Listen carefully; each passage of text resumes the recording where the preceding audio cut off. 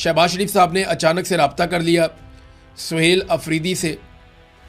अब लाजमी बात है, कोई शहबाज शरीफ साहब ने इसलिए तो रब्ता नहीं किया होगा कि वो इमरान खान साहब से मुलाकात करवा देंगे, क्योंकि वो तो फील्ड मार्शल ने फैसला करना है। शहबाज शरीफ साहब ने तो पहले कहा पूछ के बताऊंगा। अब पता नहीं पूछने पे उन्हें कितनी डांट पड़ी है, जिसके बाद दोबारा उन्होंने पूछने की कोशिश ही नहीं की। हुकूमत ने क्या किया कि रावलपिंडी में दफ़ा 144 नाफज कर दी है और अडयाला की तरफ किसी भी किस्म के इज्तिमा पर पाबंदी लगा दी है। इसके बारे में बाकायदा एक्सप्रेस न्यूज़ में और जितने भी पाकिस्तान के अंदर मीडिया चैनल्स हैं तमाम ने इस खबर को छापा है और कैटेगोरिकली बताया कि रावलपिंडी में दफ़ा 144 नाफिज कर दी गई, हर किस्म के इज्तिमात पे पाबंदी लगा दी गई और ये वजह सिर्फ यही है कि इमरान खान साहब के लिए लोग ना निकलें और अडयाला जेल के बाहर वो एक रश पैदा ना हो, क्योंकि ये चीज़ें जो हैं वो पाकिस्तान की मिलिट्री एस्टेब्लिशमेंट को परेशान करती हैं कि हमने सारा कुछ करके देख लिया, हर बंदा पकड़ के अंदर डाल दिया, कारकुनों को कत्ल भी कर दिया। इसके बावजूद जब इमरान खान साहब कॉल देते हैं या उनकी बहनें कॉल देती हैं तो लोग क्यों आ जाते हैं। अभी ये पब्लिक को कॉल नहीं दी गई, ये कॉल दी गई है उन लोगों को जो बेनिफिशरी हैं इमरान खान साहब की सियासत के। अब सवाल ये पैदा होता है कि क्या वो लोग जाएंगे। देखें ना, गिरफ्तारी है ना सिर्फ, और क्या है। इमरान खान साहब भी गिरफ्तार हैं, उनकी अहलिया भी गिरफ्तार है। अब इनमें से कोई इमरान खान से तो बड़ा नहीं है ना। अगर इमरान खान साहब गिरफ्तारी दे सकते हैं और इतनी सख्त जेल काट सकते हैं तो ये लोग तो इमरान खान के बेनिफिशरी हैं, इन्हें भी फिर जेल काट लेनी चाहिए। तो इनको आज बड़े इम्तिहान में डाल दिया गया है। देखें इनके साथ क्या होता है या ये क्या करते हैं। एक और ख़बर नाज़रीन चलवाई जा रही है और ये खबर कुछ ऐसे लोगों से चलवाई जा रही है जो लोग मशहूर हैं इस हवाले से कि जब भी कभी किसी चीज़ का माहौल बनाना होता है या पब्लिक को चेक करना होता है तो ये लोग खबरें मार्केट के अंदर फेंकते हैं।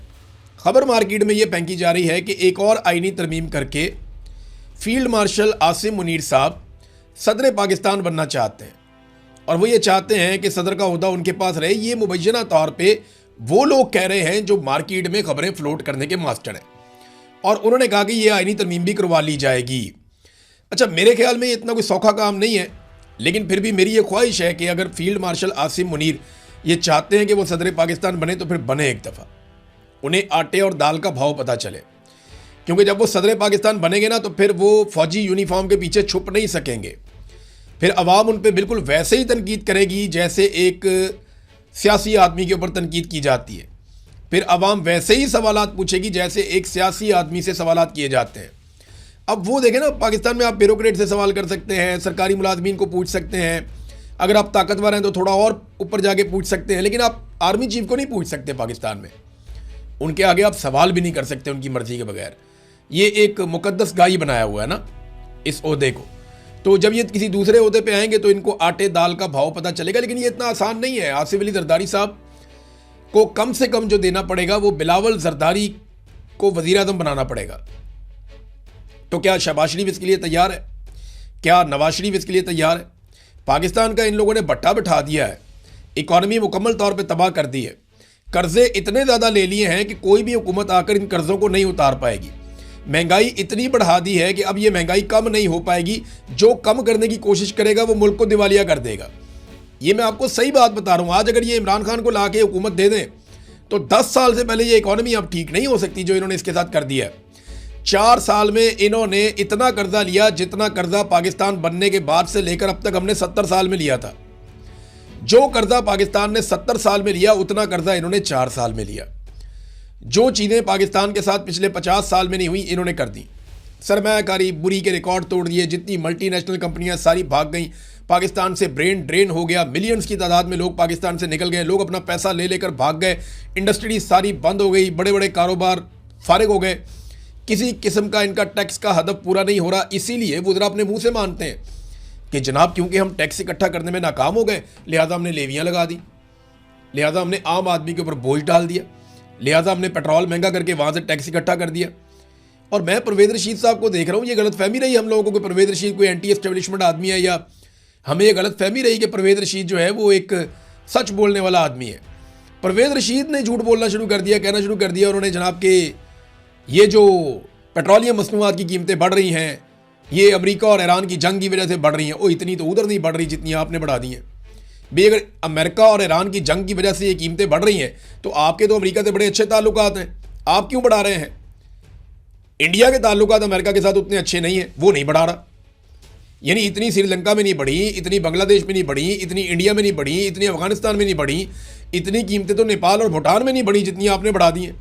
बेड़ा गर्क कर दिया आपने पाकिस्तान का, पाकिस्तान के लोगों का, और आम आदमी की आपने कमर तोड़ दी। और आप डिलेमू के साथ कह रहे हैं कि जनाब नहीं, ये तो वहाँ जंग चल रही है, जंग की वजह से नहीं है। आपके वुज़रा खुद मान रहे हैं कि ये जंग की वजह से नहीं है, ये हमारी नालायकी की वजह से है कि हम टैक्स इकट्ठा नहीं कर पाए, लिहाजा अब हम लोगों का खून नचोड़ रहे हैं, हम पेट्रोल महंगा कर रहे हैं, महंगाई का एक तूफान लेकर आ रहे हैं। देखे ना इन्होंने पाकिस्तान के साथ किया क्या, दोनों भाइयों ने, नवाज शरीफ ने और शहबाज शरीफ ने। वैसे इसमें जरदारी ने भी हिस्सा डाला है, इसमें परवेज़ मुशर्रफ ने भी हिस्सा डाला है। सिर्फ एक लीडर इस मुल्क में आया, इमरान खान, जिसने इसमें हिस्सा नहीं डाला, बल्कि उसने इसमें कोशिश की कि कौम को इसमें से निकाले।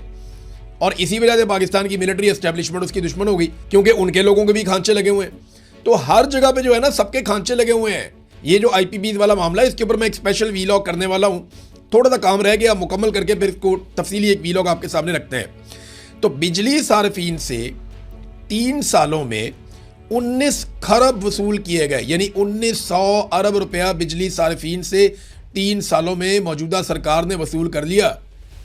और ये टैक्स का पैसा है, ये इजाफी टैक्स वसूल किया, ये बिजली की कीमत नहीं है।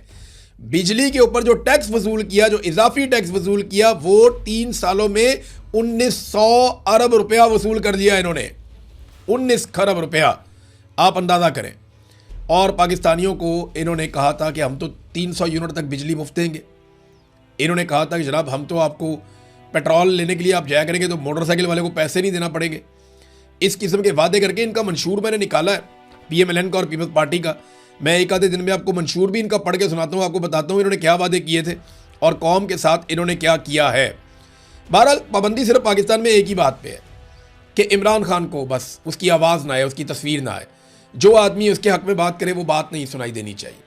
कोई भी चीज़ जो इमरान खान से रिलेटेड है वो पब्लिक तक नहीं पहुँचनी चाहिए, बस इस एक बात पर पाबंदी है। बाकी आपने जो लुटमार करनी है आप करें।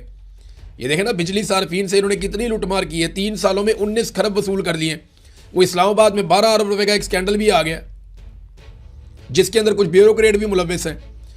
और गेम क्या डाली जनाब, पेट्रोलियम मसनूआत जो है इनको ज़ख़ीरा करते हैं, इसके ऊपर मुनाफा कमाते हैं, लाओ अपना अपना पैसा जमा कराओ। कई लोगों ने हराम का पैसा कमाया हुआ था, 17वें 18वें 19वें ग्रेड के ऑफिसर, उन्होंने अपना पैसा इधर लगा दिया, बेचारे रोला भी नहीं डाल सकते कि अब बताना पड़ेगा ना पैसा आया कहाँ से। भाई जिसने करोड़ों रुपया लगाया वो तनख्वाह में से तो नहीं लगा सकता। अब ये सरकारी अफसरान ने अपना करोड़ों रुपया जो साइड पे किया हुआ था वो इस सट्टे में लगा दिया कि जनाब एक बहरान आया हुआ है, हम भी पैसा कमा लेते हैं। जैसा कि मुबैना तौर पे कहा जा रहा है कि बहुत सारे सरमायादार मिडिल ईस्ट में पैसा कमा रहे हैं, उन्हें पहले ही पता चल जाता है कि अब डोनाल्ड ट्रंप ने क्या कहना है और अब किस किस्म का स्टेटमेंट आएगा, अब लड़ाई वाला माहौल बनेगा या अब अमन वाला माहौल बनेगा, कीमत $10 नीचे जाएगी या $5 ऊपर जाएगी, वो उनको पहले से आइडिया होता है, वो पैसा बना रहे हैं। इसी तरह का एक माफिया इस्लामाबाद में था। ये 12 अरब रुपए का स्कैंडल जो है ना, पेट्रोल ज़ख़ीरा करेंगे, मुनाफा कमाएंगे, आपको भी हिस्सा देंगे लालच देके, तो ये एक मेगा स्कैंडल इस्लामाबाद में मंजरेआम पे आ गया। जो मर्जी करें आप, लुट्टमार की खुली इजाज़त है पाकिस्तान में, बस आपने पाकिस्तान तहरीक इंसाफ से दूर रहना है।